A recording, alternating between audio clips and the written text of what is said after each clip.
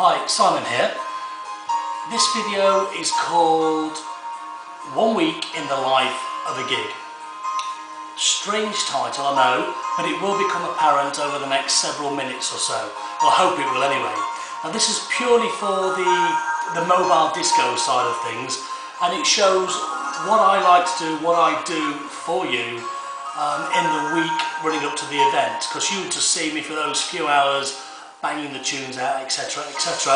So this is a quick look at behind the scenes of the week before your gig, if you know what I mean. Okay, we'll use this week as an example. I'm booked on Saturday, this coming Saturday, for a party. I received the booking at the beginning of January, and then the next step, once I've received the booking inquiry and you've decided to book me, you then get an invoice for the deposit, or sometimes you pay the deposit and you just get the invoice for the remaining amount. Also, what you receive through the post is a letter which explains quite a bit of details. You also get a confirmed booking confirmation as well, and more importantly you get the event sheet, or the event form. Now this has got the event and the date and all the specific timings, specific track requests, okay, moving down, general music genre that you'd like, what you don't want as well in there, and also any additional notes and requests. You might have a particular colour theme going on and I'll have to coordinate the lighting or something like that.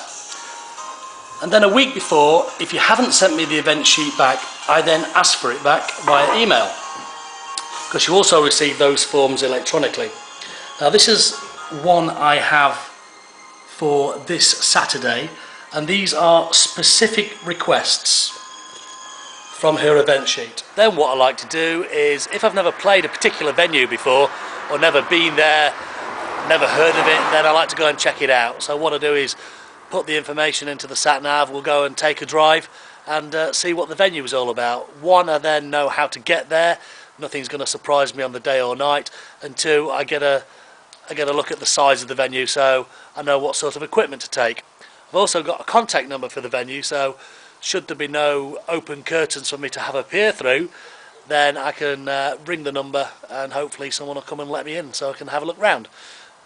Let's go. Look at the state of the road coming up.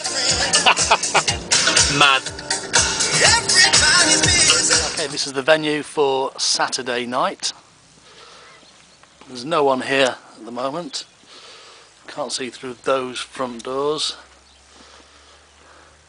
And there's a contact number on there, and that's the same as the form I've been given. So all good. We're definitely in the right place. See if we can have a gander through any of the windows.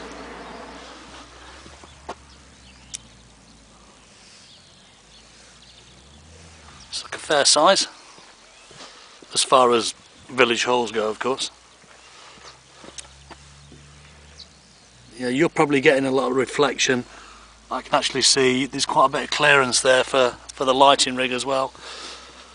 See if there are any emergency exit doors. There should be. I thought they might have been there.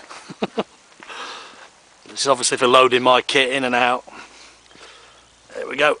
That looks very much to me like fire exit.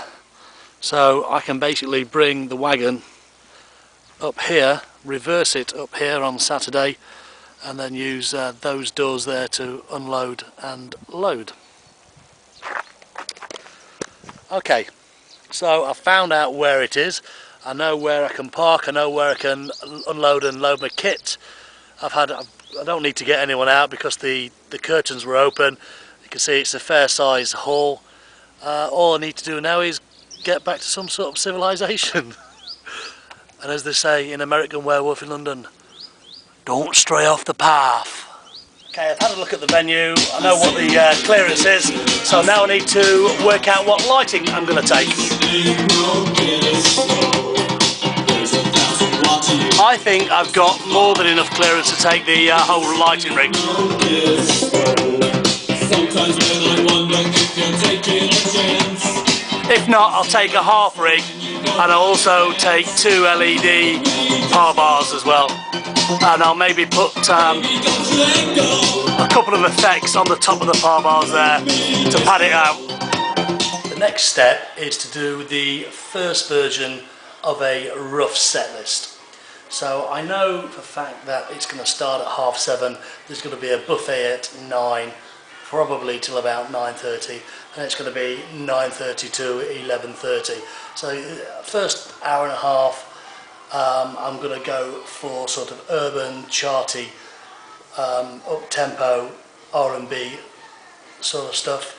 We'll see how we get with that, and after the buffet I'm going to go with more sort of poppy, then into a commercial dance set, and then into a harder dance set, because she's actually got stuff down like Hurricane and Chase and Status, which are pretty hard dance, to be fair. And then we'll come out of that. She's also put down maybe some party tunes as well, the normal sort of Village People, Whoops Was I Here, Chow Chow Slide sort of stuff. So we'll see if we can get that in there.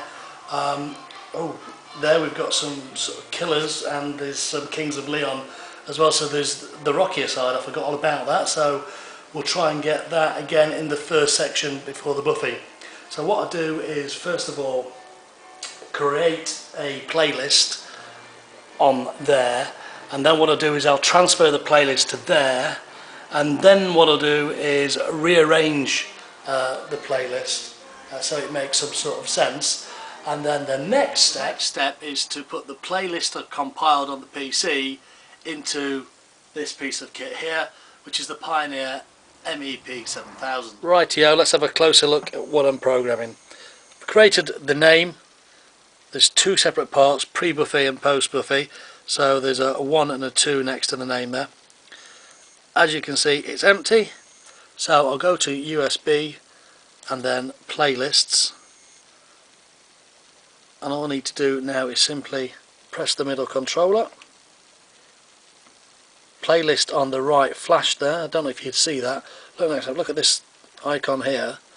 Next song I put in, if I press down,